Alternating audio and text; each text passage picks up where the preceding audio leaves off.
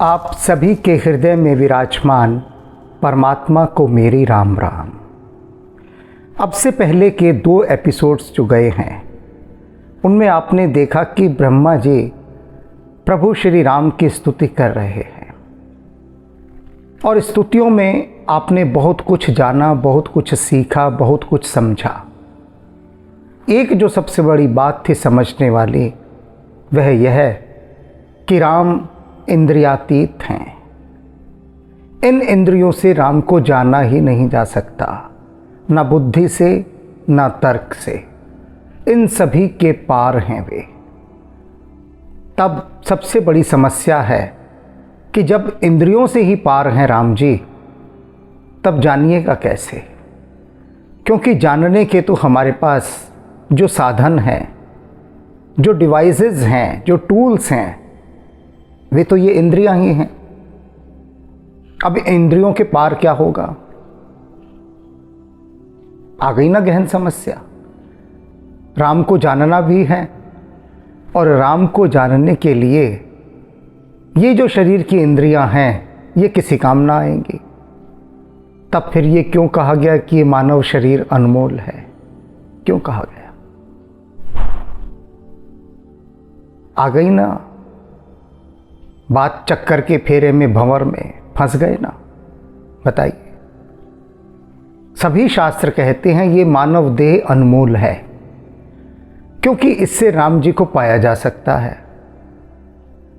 अब इधर ब्रह्मा जी कह रहे हैं कि ये जो इंद्रियां हैं शरीर की जितनी भी, इन इंद्रियों के माध्यम से तो राम जी को पाया ही नहीं जा सकता क्योंकि वे इंद्रियातीत हैं, ना बुद्धि से ना तर्क से।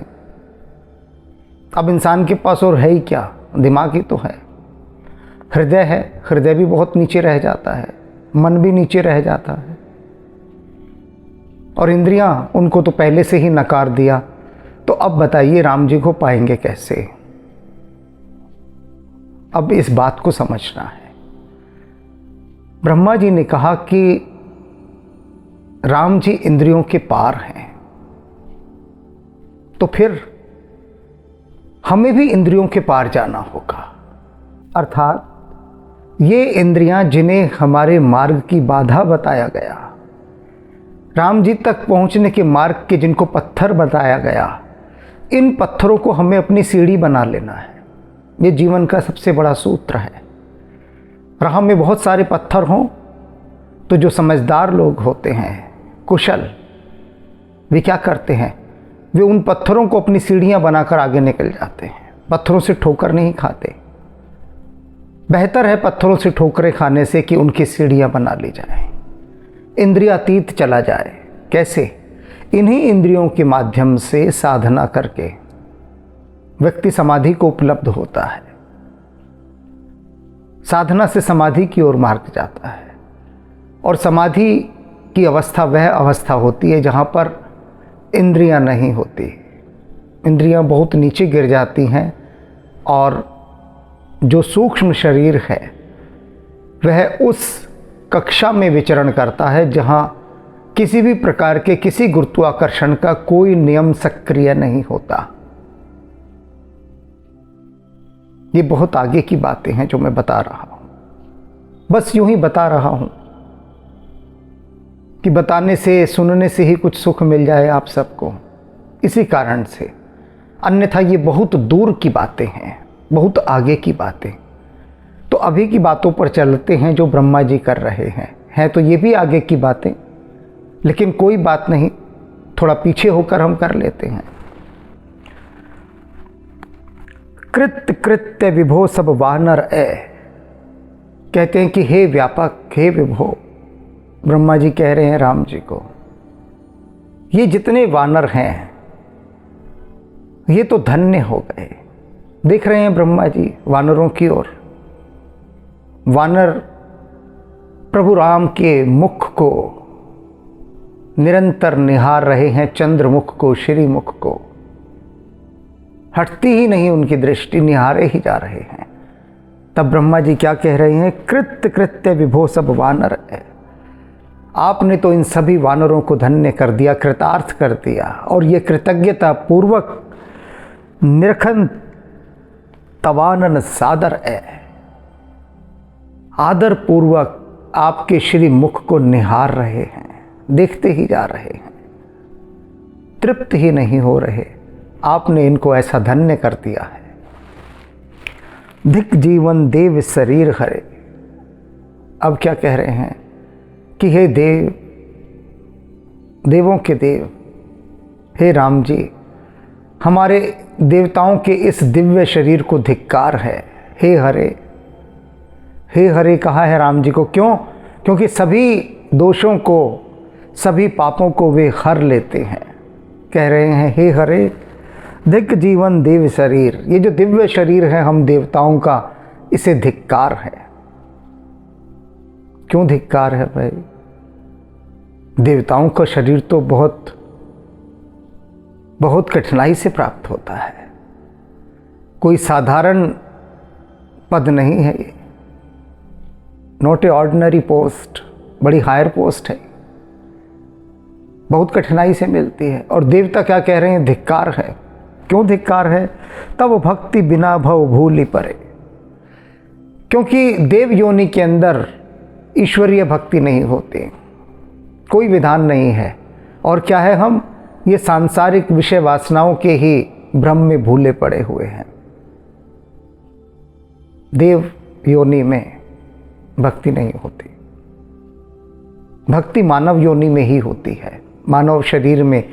इसीलिए मानव शरीर को दुर्लभ शरीर कहा गया है, दुर्लभ यंत्र कहा गया है। कई बार लोग प्रश्न करते हैं ना कि वो व्यक्ति विलासी, भोगी, दुष्ट, उसे बात करने की तमीज़ नहीं, न पढ़ा लिखा है, लेकिन अरबों खरबों का मालिक है। पैसा तो उसके ऊपर ऐसा बरस रहा है कि पूछो ही मत। जितनी भी चोरी करे, बेईमानी करे, डकैती डाले, प्रजा का धन लूटे, लोगों को ठगे, अपने पद का दुरुपयोग करे, लेकिन उस पर कोई एक्शन नहीं होता, कोई भी।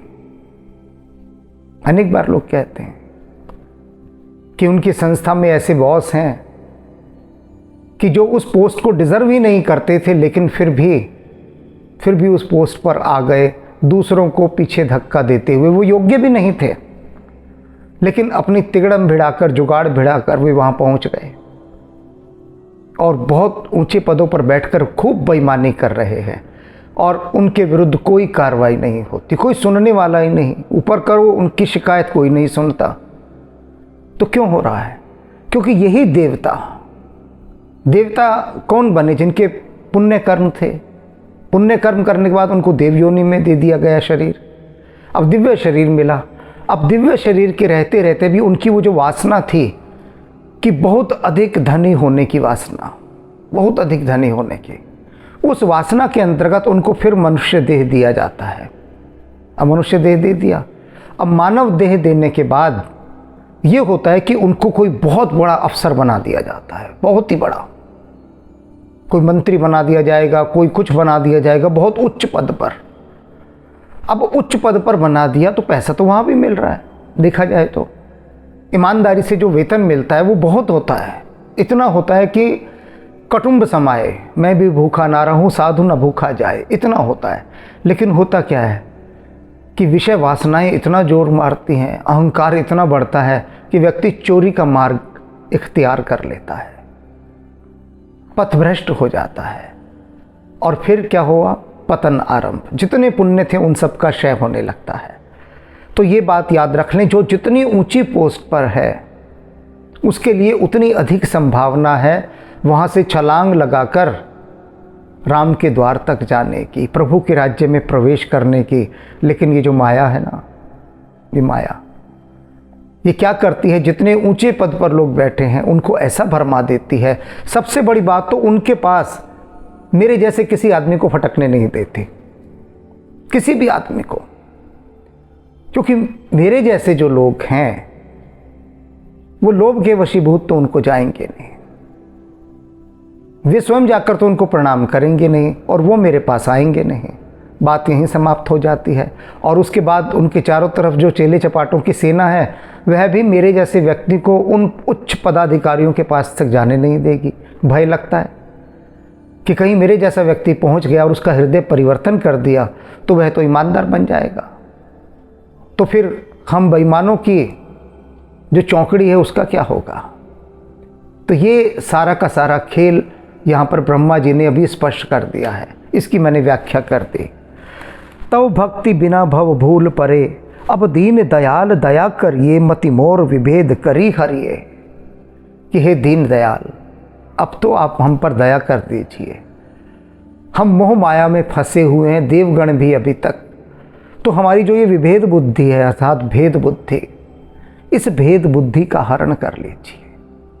जब तक भेद बुद्धि रहेगी तब तक राम द्वार के सारे कपाट बंद हैं, सारे कपाट। अब अभी मैंने जिन तथा कथित बेईमानों की चर्चा की, चोरों की चर्चा की, ये क्या है? ये भेद बुद्धि के मारे हैं। ये समझते हैं कि जो इनका परिवार है, इनके बच्चे हैं, इनकी पत्नी है, बस वही सारा संसार है। तो सारे संसार का धन लाकर उन्हीं के लिए इकट्ठा कर देना है, ये समझते हैं। अब एक व्यक्ति है, उसको काम सौंपा गया है कि तुम्हें प्रजा की देखभाल करनी है, उसका जो भी विभाग है। अब उसके विभाग के अंतर्गत आने वाले जो भी काम हैं, प्रजा की सेवा के काम, वो सब उसके बच्चे हैं, सभी। अब वो उन बच्चों की तो परवाह नहीं करता, लेकिन अपने खून के बच्चों की परवाह करता है, बस उतनों की ही। ये भेद बुद्धि होती है, यह है भेद बुद्धि। और इस भेद बुद्धि के रहते राम जी को भूल जाइए। तेहि ते विपरीत क्रिया करिए, जे ही ते विपरीत क्रिया करिए। और इसी भेद बुद्धि के कारण मैं सारी विपरीत क्रियाएं करता हूं, सारे उल्टे काम करता हूं। क्यों करते हैं ये इतने लोग जो भ्रष्टाचार करते हैं? जिस पद पर बैठे हैं उस पद पर बैठकर वे प्रजा का धन, संस्था का धन खूब खाते हैं, विभिन्न विभिन्न प्रकारों से, विभिन्न विभिन्न उपक्रमों से, विभिन्न विभिन्न आयोजनों के माध्यम से कोई भी जुगाड़ बिठा लेंगे और संस्था का पैसा खा जाएंगे। क्यों खाते हैं? इसी भेद बुद्धि के कारण। जेहि ते विपरीत क्रिया करिए, इसी के कारण तो वो विपरीत क्रिया करते हैं, उल्टे काम करते हैं। यह नहीं समझते कि जो पैसा हमें मिला है वह जिसके काम पर खर्च करने के लिए मिला है हम वहां करें। बस यही तो सारा गड़बड़ हो रही है। और हो क्या रहा है? और कोई गड़बड़ नहीं हो रही। एक व्यक्ति को पैसा दे दिया सरकार ने कि ये पैसा तुम्हारे पास है और इस पैसे से तुम्हें ये काम करने हैं प्रजा के कल्याण के लिए। अब वो व्यक्ति सारे पैसे से अपना ही कल्याण कर लेता है। क्यों कर लेता है? जेहि ते विपरीत क्रिया करिए। ब्रह्मा जी कह रहे हैं कि इस भेद बुद्धि होने के कारण वो विपरीत क्रिया करता है। दुख सो सुख मानी सुख चरिए। और वो जो दुख देने वाली क्रिया है, अंतकाल में पाप ही बटोर कर जाएगा व्यक्ति। तो उस दुख देने वाली क्रिया को वो सुख मान कर चलता है कि कितना बड़ा सुख है। जब भी एक कोई व्यक्ति अपनी संस्था का पैसा लूट कर घर आता है सफलतापूर्वक, कितना हर्षित होता है वो। उसकी रोमावली कैसे पुलकित होती है कि जैसे परमात्मा ही मिल गया हो, क्योंकि धन ही उसका परमात्मा होता है। जितना जितना वो धन का अंबार लगाता जाता है उतनी उतनी उसकी खुशी बढ़ती जाती है। क्योंकि जिसे खून मुंह लग जाए बहुत मुश्किल होता है हटना। राम की ही कृपा हो, तभी तो ब्रह्मा जी कह रहे हैं कि आप कृपा कीजिए, राम की कृपा बिना नहीं हो सकता। राम कृपा बिन सुलभ न सोए, हो ही नहीं सकता।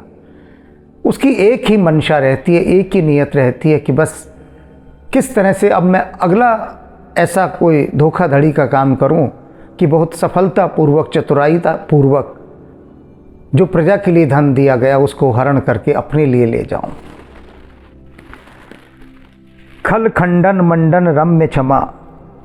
राम जी आप क्या हैं? दुष्टों का खंडन करने वाले अर्थात नाश करने वाले, और इस धराधाम, इस धरती के आप आभूषण हैं राम जी। ब्रह्मा जी ने बहुत प्यारी बात कही है। सच में इस धरती का यदि कोई आभूषण है तो वे प्रभु श्री राम ही हैं, दोष रहित, निर्विकार, और कोई आभूषण है ही नहीं।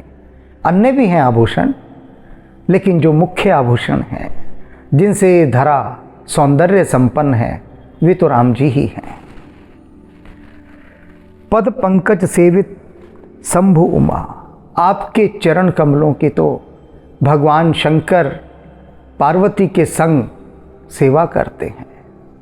आपके चरण कमल पूजित हैं भगवान शिव और पार्वती के द्वारा।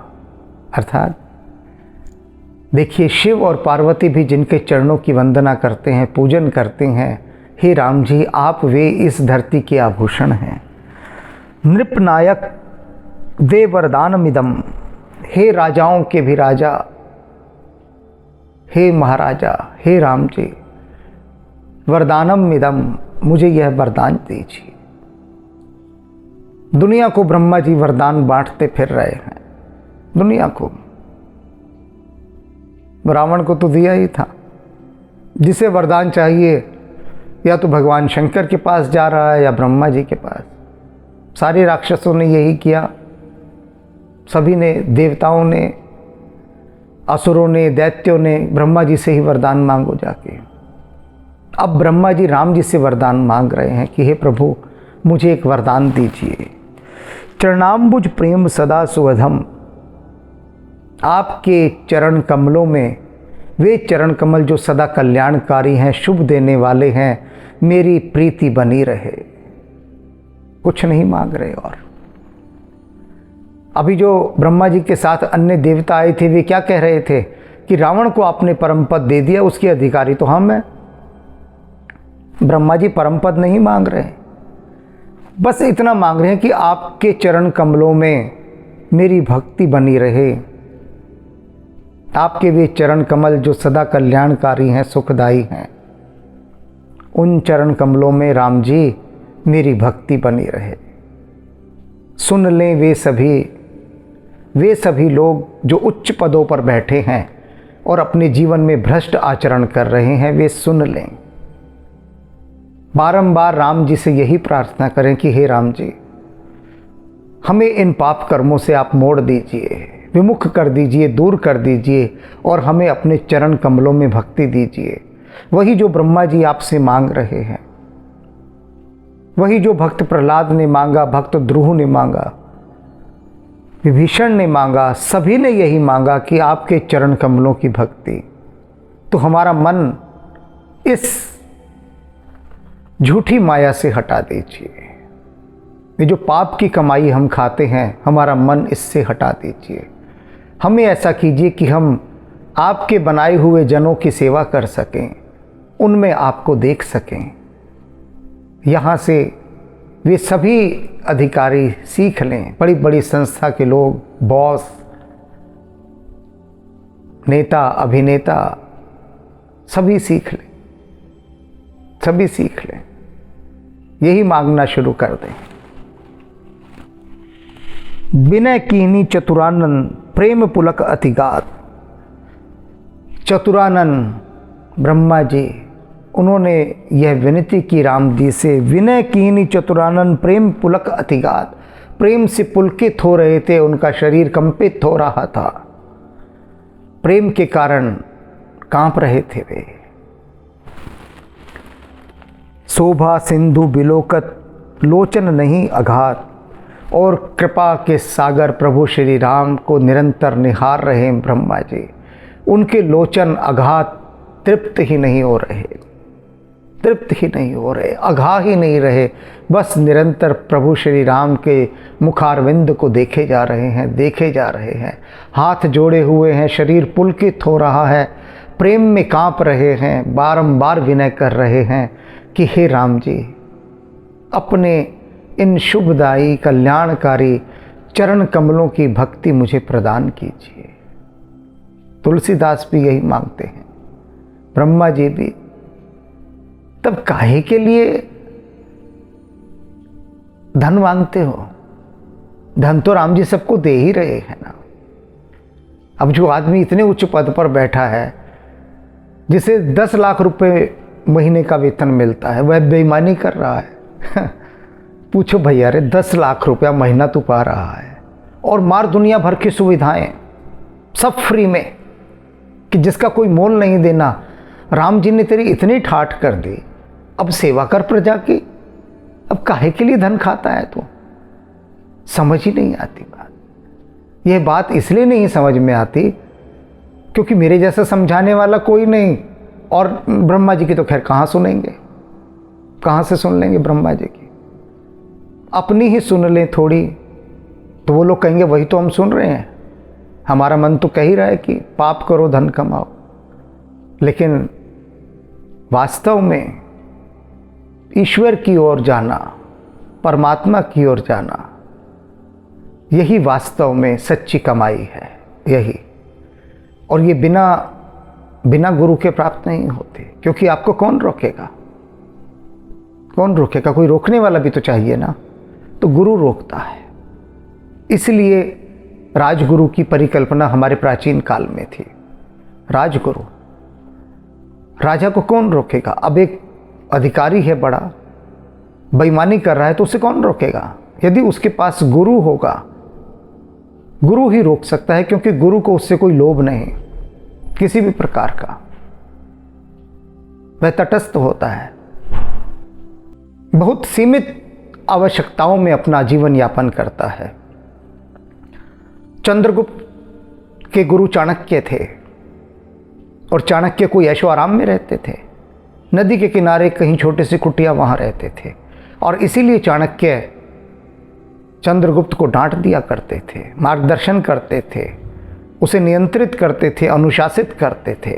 गुरु होता है अंकुश, जो मतवाले हाथी को नियंत्रित रखता है, और जब तक ऐसा गुरु नहीं होगा जो निर्लोभी हो, जिसे कोई लोभ ना हो, तब तक गति नहीं है। क्योंकि लोभी गुरु क्या करेगा? आपके अहंकार को बढ़ाएगा, आपके पाप को बढ़ाएगा। शोभा सिंधु बिलोकत लोचन नहीं अघात। दृश्य क्या है? ब्रह्मा जी निरंतर प्रभु श्री राम के मुख चंद्र को देख रहे हैं, वानर देख रहे हैं, सभी निहार रहे हैं, निहारते निहारते तृप्त नहीं हो रहे। और ऐसे में क्या होता है? तही अवसर दशरथ तहीं आए। तब उस अवसर पर दशरथ आ गए। सब विस्मित हो गए होंगे ना कि दशरथ अब यहां कहां से आ गए। दशरथ को तो स्वर्ग सिधारे कितना समय हो गया, कितना समय, 14 वर्ष पहले दशरथ स्वर्ग सिधारे थे। अब तो राम जी ने रावण को भी मार दिया है, सीता जी भी उनके पास आ गई है, ब्रह्मा जी इत्यादि सब खड़े उनकी स्तुति कर रहे हैं। तो यहाँ दशरथ कहाँ से आ गए? कहीं तुलसीदास जी कुछ भूल चूक तो नहीं कर गए कथा में? कहीं कुछ गड़बड़ तो नहीं हो गई? दशरथ यहाँ कहाँ से आ गए? अब ये इंद्रियातीत खेल है। अब ये जो खेल है ये समझ से बाहर का खेल है, लेकिन तुलसीदास जी इस खेल को भी दिखा रहे हैं, क्योंकि यह है असली राम की लीला। अब हम थोड़ा चिंतन मनन में जाते हैं। ये तो कल देखेंगे कि दशरथ आए हैं, कैसे आए हैं, क्यों आए हैं, किस लिए आए हैं, कौन से दशरथ हैं ये तो कल देखेंगे। लेकिन आज सिर्फ अपने भीतर, अपने मन में देखेंगे कि हम कितने चोर हैं, कितने बेईमान हैं, कितना हम अपनी संस्था का पैसा खा रहे हैं, किस किस बेईमानी तरीक़ों से। क्योंकि ये तो हम ही जानते हैं कि कैसे हमने संस्था को लूटा है। अपने जिस भी पद पर बैठे हैं उस पद की गरिमा का हमने किस प्रकार से दुरुपयोग किया है, ये तो हम ही जान सकते हैं, क्योंकि हम इतने शातिर हैं। राम जी भी नहीं जान सकते। मैं मजे की बात बताऊं, हमने पूछा हनुमान जी से कि ये जो लोग बड़े बड़े पदों पर बैठकर संस्था का पैसा खाते हैं वो किस प्रकार से खाते हैं। हनुमान जी ने हाथ जोड़ दिए ऐसे, बोले मुझे नहीं मालूम, मुझ तक को भनक नहीं लगती। इतनी सफाई से खाते हैं, मुझ तक को भनक नहीं लगती। मैं तो इनसे दूर ही रहता हूँ, बस इनकी चर्चा भी मत कीजिए आप मेरे सामने। मैंने कहा आप मुझे आप क्यों कह रहे हैं? बोले नहीं, बात ही ऐसी करती, बात ही ऐसी करती। तो आज सिर्फ यही है, आप ही जान सकते हैं अपने आप को, क्योंकि आप परमात्मा से भी बड़े हैं।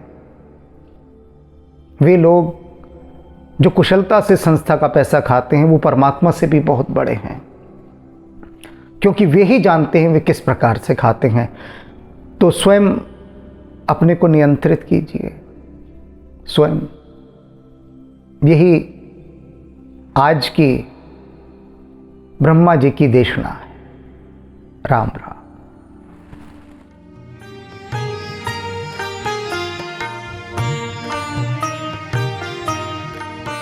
जय पूरन कामा परम ललामा, गावई सब श्रुति संता, करुणा वरुणालय भक्त जनाश्रय, शुभ प्रेरक जग कंता, त्रैताप भयानक दुख विनाशक, सर्व विकार निहंता, मम गुरु पितु माता भवनिधि त्राता, द्रवहु वरद हनुमंता, द्रवहु वरद हनुमंता।